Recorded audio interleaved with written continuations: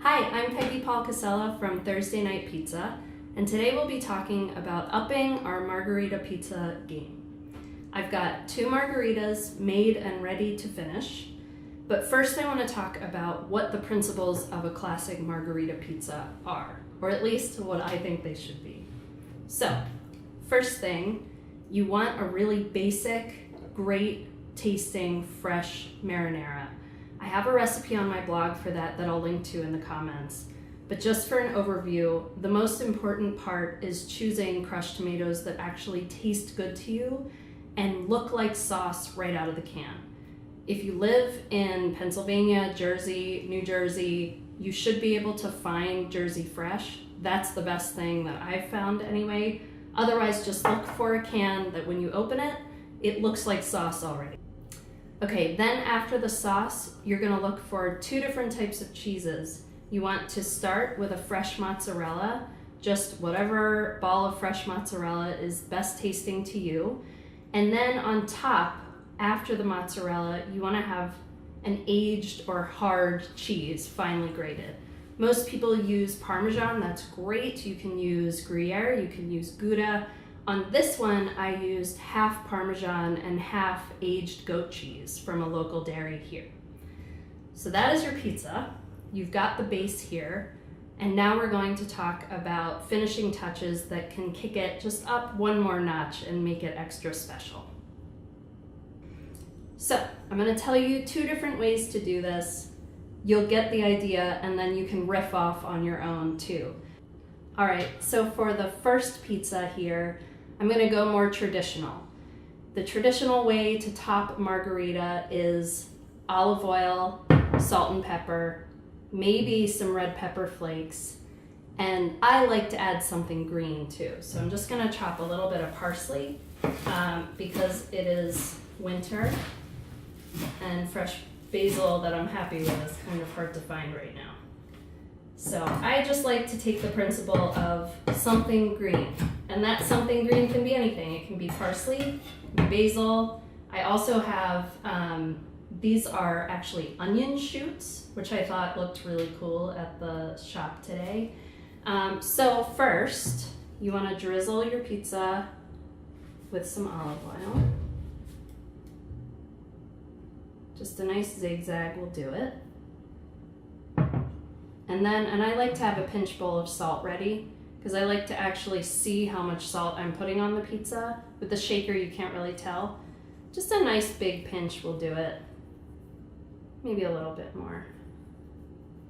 And then after your salt, you have a choice. You can either do freshly ground black pepper or you can do crushed red pepper flakes. This is actually crushed Urfa pepper, which I find is a little smoky and adds a little bit of spice, but also some extra flavor to it. So I'm gonna use that today. I also like how it adds some texture. All right, so now we have our something green. And for this one, like I said, I'm gonna put the parsley on top. Okay. Maybe a little more. And then there you go. You have a classic margarita topped with olive oil, salt, pepper, and some kind of green thing.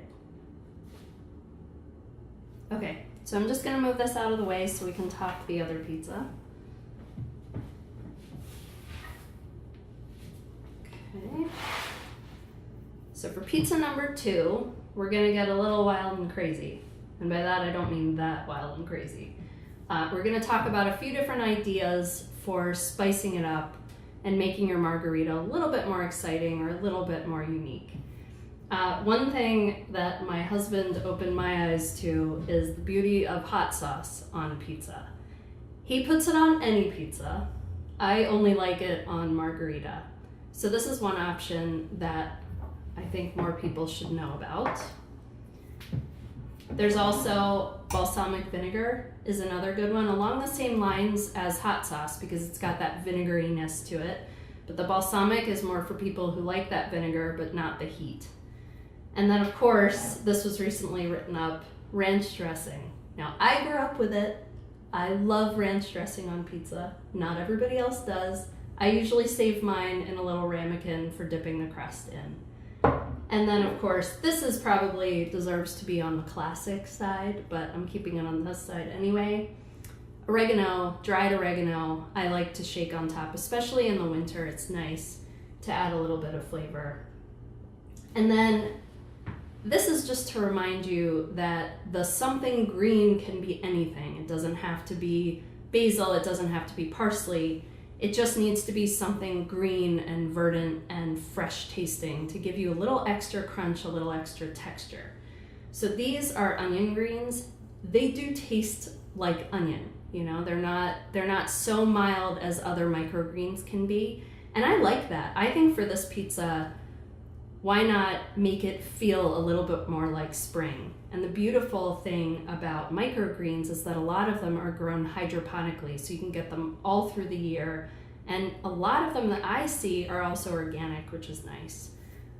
For what you don't use on your pizza, you can toss into salads or really as a topping on a lot of different dishes. So for this one, we're still gonna start with the olive oil. It freshens up the pizza. I think it just adds a little bit of fruitiness, especially if you get an olive oil that you like tasting.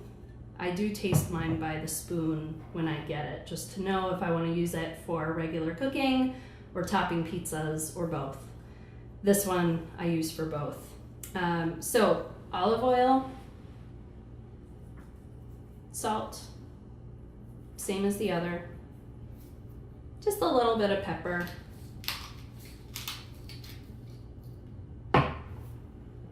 And then I'm gonna do